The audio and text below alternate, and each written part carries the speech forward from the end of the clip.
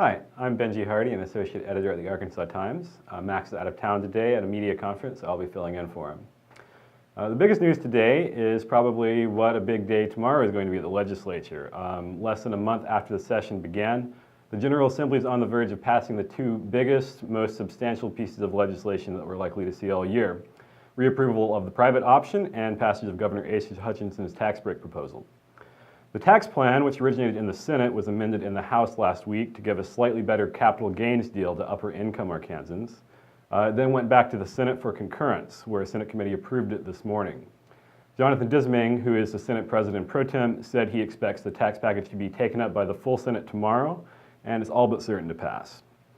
Then there's health care. A few months ago, everyone expected a huge fight over the private option, of course, which is Arkansas's version of Medicaid expansion, which is now providing insurance to over 200,000 Arkansans.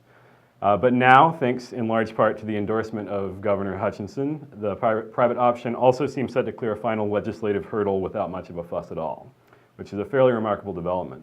The Senate passed legislation backed by Hutchinson that would create a task force assigned to reform the private option, overhaul it in some way, a couple of years down the road, but most importantly would extend the policy for another 2 years, all the way to the end of 2016.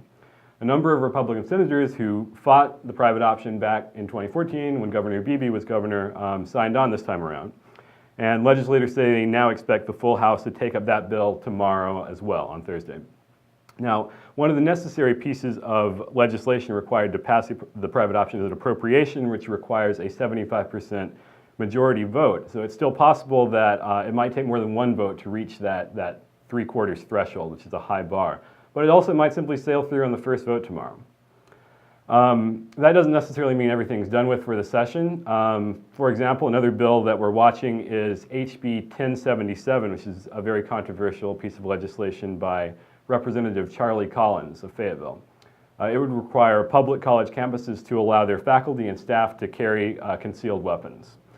So backing up a little bit, prior to 2013, public campuses were considered gun-free zones. And then in 2013, Collins introduced a bill that, in its compromise form, would allow public colleges to opt out and create their own campus-specific ban on concealed carry.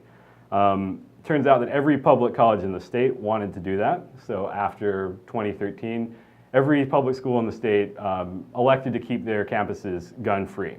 Now Collins wants to remove the opt-out provision, essentially require all colleges to allow concealed carry. So college administrators are fighting that pretty hard. The bill is expected to come before the House Education Committee sometime tomorrow. While we're on education, another piece of contentious legislation, a proposal to put the brakes on the PARCC test, that's PARCC. It's a standardized exam based on the Common Core state standards, which have attracted a lot of opposition in other states. Representative Mark Lowry, who's a Republican from Maumelle, is proposing that Arkansas immediately halt rollout of the PARCC, which was supposed to be implemented this spring for the first time, and instead he wants to revert back to the old Arkansas benchmark standardized exam.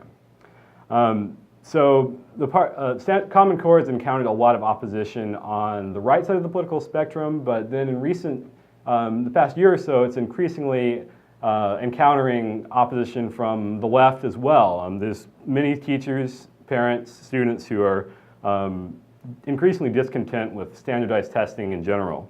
And then PARCC in particular is attracting a lot of criticism. At one time, 26 states were members of the PARCC consortium. Now there are just 9 left. Arkansas is one of those, and if Lowry has his way, then we'll be gone from PARCC too.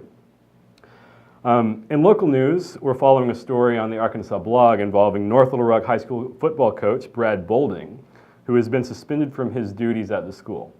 It appears Bolding is being terminated by the district, but for unknown reasons. So rumors have been flying online about exactly what's going on there. The coach's lawyer told the Times today that it involves a disagreement over equipment purchases made by a private foundation that were given to the school.